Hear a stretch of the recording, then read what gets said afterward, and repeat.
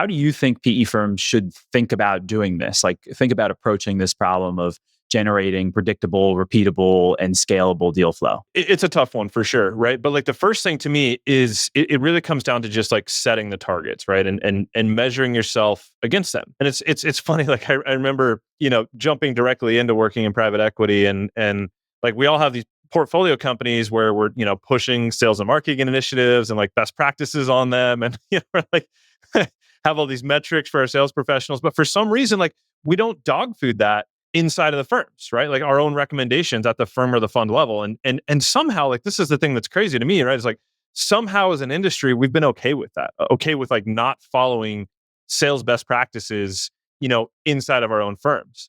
And so like the first thing to me is like, look, we got to set goals. And frankly, we got to hold ourselves accountable and like ourselves as individuals and our firms accountable for sourcing performance, right? Like to me, that's one of the first things for how you get to predictable, repeatable, scalable capital deployment. But how we do that, right? Like how do we hold ourselves accountable? How do we hold our firms accountable?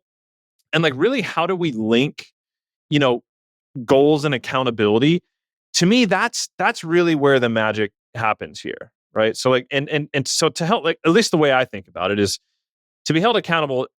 You really have to set the right metrics for starters, right? Like to measure yourself against. And there's obviously a ton of different ways that we could think about metrics and like the ones that you could measure or not.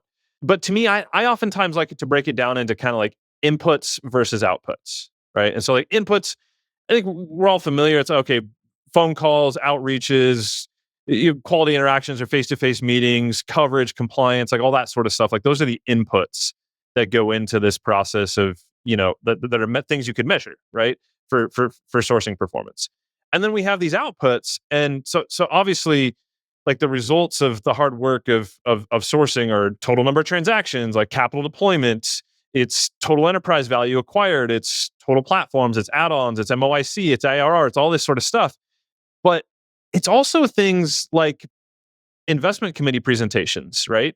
And management meetings and IOIs submitted and LOIs submitted and LOIs signed, right? At least my experience has been like most firms do a pretty solid job of setting some sort of annual target, right? It's like, okay, we know that we want to deploy this amount of capital, or we know we want to have, 3 or 4 transactions done this year, whatever. But the disconnect often comes when we just kind of then end up measuring and pushing our sourcing teams on, total volume of outreach or like coverage of their bankers or coverage of their prospects or whatever.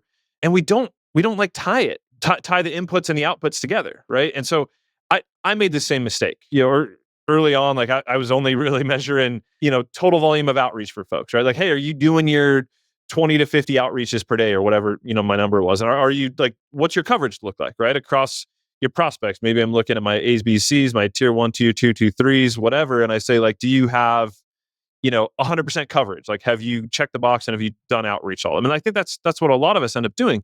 But the problem is like over time, my team members start thinking, well, gosh, like Dan just wants me to hit that number of 50 calls today or whatever. Right. And so when I've got this last hour in my day, like I'm just going to go leave, 5 more BS voicemails or blast off 10 more emails to, maybe even low ranked prospects just so I can make sure and hit that number. Because like the thing that I think Dan is measuring is like my total outreach volume. Right.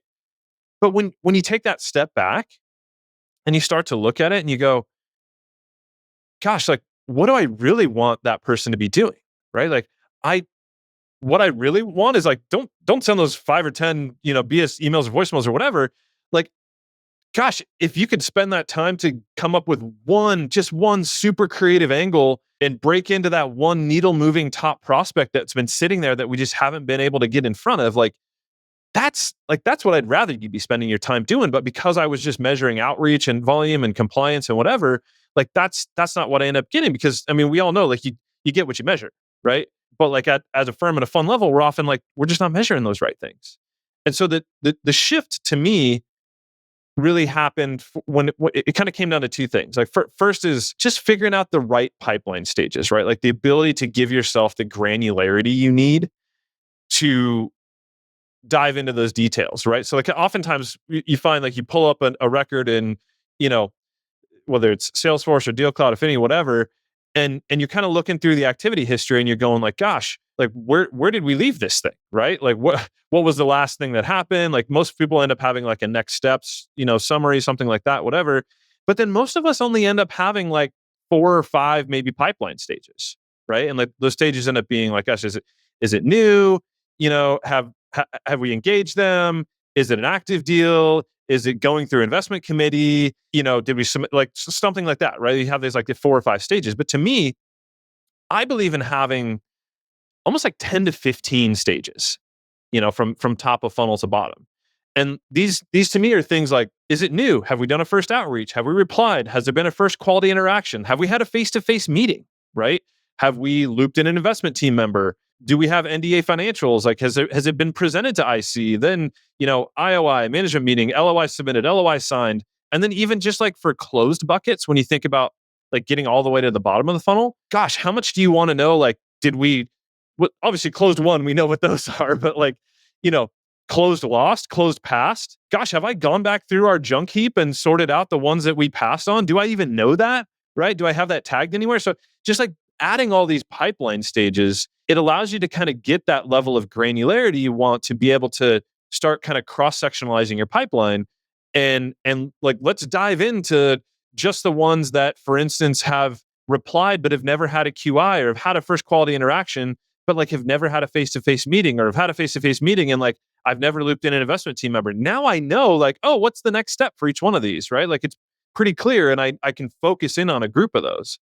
But once you add these pipeline stages, right? So I've now not have 4 or 5, but like I've got 10 or 15 pipeline stages now. The problem becomes, gosh, like how are you going to manage this and how are you going to automate this, right? Because the reality now is, gosh, I've got these 10 or 15 pipeline stages. Nobody's going to go manually update those, right? Like every time I send an email, every time I get a reply, like nobody's going to go manually update those. Like it's not going to happen. So like then you've got to automate it. So anyway, back to the point here we're saying is like the shift to me happened of being able to, get to this place of setting goals and having accountability by establishing the right pipeline stages. And then the second thing here is really then about figuring out what are the right points in that pipeline for us to track ourselves. And then to, again, cross-sectionalize that with other sets of data about my prospects, right? So this means like, do I care how quickly my, C's or D's or lowly ranked prospects are moving through the funnel? Sure, but like, I don't care about that as much as my top prospects because like those are critical, right? Like I need to start being able to see like and measure and track how many of my top prospects, like the most interesting folks, are stuck at which stages in the funnel, right? And I've got to figure out how do I get them to more quickly and more reliably move? Like how do I move those top prospects through each stage and all the way through the bottom of the funnel? Like how do I improve that conversion in each step?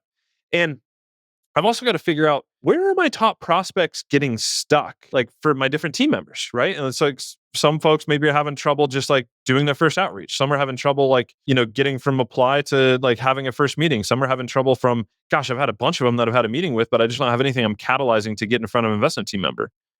And so like the ability for me to establish these pipeline stages and then set the right metrics at the right point with the right cross-sectionalization, that's where the magic happens, right? Now, once I've done that, right pipeline stages, right automations, right cross-sectionalization and reporting, now I can actually go through and I can set up funnel metrics, right? Where I can connect input and output and I can hold people accountable because I can actually dive into that data and I know for each person, for each team, for each funnel stage, for each type of prospect, like what's going on. And now I can start to set those goals and track those over time and see where we need to improve so that we can hit our bottom of funnel metrics.